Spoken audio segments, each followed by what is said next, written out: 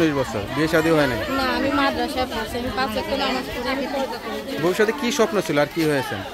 আমার ইচ্ছা ছিল পড়ালেখা করে আর 5টা মানুষ যেরকম থাকে ওরকমই থাকা, ভালো কিছু করার, পড়ালেখা করার। যখন পড়ালেখা আমি করতে পারি না, কিন্তু আমার ছোট ছোট অনেক ভাই বোন আছে, তারা যদি ভবিষ্যতে কিছু করতে পারে তার জন্যই প্রতিবেদন আছে। কোনো দয়ালু ব্যক্তি যদি বোন হিসাবে আমার পাশে থেকে একটা সেলাই মেশিন সাহায্য করে, যে তুমি তোমার দাদির কাছে থাকো, এই সেলাই মেশিনের কাজ করে তোমার দাদি তোমার ভাই বোনকে পড়ালেখা শিখাইবে। সুপ্রিয় দর্শক, আসসালামু আলাইকুম। দেশ ও প্রবাসে যে যেখানেই আছেন আপনাদের প্রত্যেককেই শুভেচ্ছা জানাচ্ছি। আজকে নতুন একটি প্রতিবেদন দেখতেই পাচ্ছেন, আমার সামনে একটি আপু আসছে।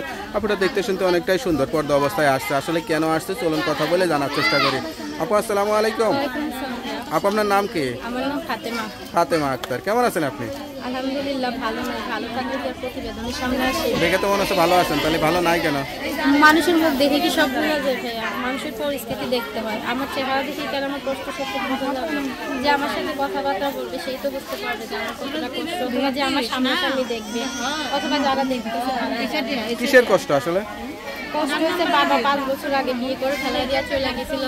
ছোট ভাইটা মায়ের পেটে ছিল, ভাইটা হওয়ার পরে আমার মাও ফেলাই দিয়ে চলে গেছে। এখন দাদির কাছে থাকি ছোট ছোট দুটা ভাই বোনকে নিয়ে। আমি যখন 7-এ পড়ি তখনই বাবা ফেলাই দিয়ে চলে যায়, লেখাপড়া করতে পারিনি। বয়স কত চলে এখন? আমার বয়স 19 বছর। বিয়ে শাদী হয় নাই? না, আমি মাদ্রাসায় পড়ছি। আমি 5 ওয়াক্ত নামাজ পড়ি, আমি পর্দা করি। ভবিষ্যতে কি স্বপ্ন ছিল আর কি হয়েছে? আমার ইচ্ছা ছিল পড়ালেখা করে আর 5টা মানুষ যেরকম থাকে ওরকমই থাকা, ভালো কিছু করার, পড়ালেখা করার। যখন পড়ালেখা আমি করতে পারি না, কিন্তু আমার ছোট ছোট অনেক ভাই বোন আছে, তারা যদি ভবিষ্যতে কিছু করতে পারে তার জন্যই প্রতিবেদন আছে। কোনো দয়ালু ব্যক্তি যদি বোন হিসাবে আমার পাশে থেকে একটা সেলাই মেশিন সাহায্য করে, যে তুমি তোমার দাদির কাছে থাকো, এই সেলাই মেশিনের কাজ করে তোমার দাদি তোমার ভাই বোনকে পড়ালেখা শিখাইবে, আমি তোমাকে বিয়ে করে নিয়ে চলে যাবো, তাহলেও হবে। মূল উদ্দেশ্য এখন বিয়ে শাদী করবেন সে আশা নিয়ে আসছেন? হ্যাঁ, দুইটাই আসে ভাইয়া। যদি ভালো একটা জীবনসঙ্গী না পাই, কেউ ভাই হিসাবে একটা সেলাই মেশিন সাহায্য করে আমাকে, তাহলে আমার ছোট দুটা ভাই বোনকে নিয়ে আমি থাকতে পারবো, মানুষের পাশে কাজ যাওয়া লাগবে না। কোনো প্রেম ভালোবাসাটা ছিল না? না ভাইয়া, আমি একটা মুসলিম ঘরের মেয়ে, রাস্তায় যাই কাজে কামে। এখন দিনকাল ভালো না, বাংলাদেশের পরিস্থিতি ভালো না। একটা মেয়ে রাত বিরাতে বাসায় ফেরে, ছেলেরা তো দেখে খারাপ নজরে, আবার যে বাসায় কাম করে ওইখানেও মানুষ অত্যাচার করে। ধরেন একটু শরীর খারাপ হইলে, কাজ করলে, কাজে যদি খারাপ কিছু হয় তাহলে ম্যাডামরা বকাবকি করে।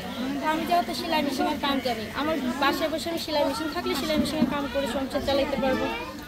আপনার সঙ্গে কিভাবে যোগাযোগ করবে? ফোনের মাধ্যমে। আর আমি মনের মতো মানুষ একটা চাই, দশজন না। যে আমি যদি মনের মতো একটা মানুষ পাওয়া যায়, প্রতিবেদনের সিম বন্ধ করে দিব, ওই সে আমাকে পার্সোনাল সিম কিনে দিলে পার্সোনাল সিম দিয়ে তার সাথে কথা বলতে। নাম্বারটা একটু বলে দেন। নাম্বারটা মুখস্থ নেই। নাম্বারটা কি আনছেন না পরে দেবেন? হ্যাঁ হ্যাঁ আনছি। তো নাম্বারটা আমার কাছে দেন, আমি দেখে বলে দিই। কেউ যদি অসহায় আপুটির সঙ্গে যোগাযোগ করতে চান এই নাম্বারে যোগাযোগ করবেন। তার নাম্বারটা হচ্ছে 01878577603। যাক, নাম্বারটা খোলা রাখবেন। একটা কথা বলতে চাই, আমি একটা গরিব মানুষ, অনেক কষ্টে করে প্রতিবেদনে আসছি। কেউ যদি বিপদ আপদে পাশে থাকতে পারেন তাহলেই ফোন দিবেন। ওকে আপু, ভালো থাকেন, দোয়া করি। আসসালামু আলাইকুম।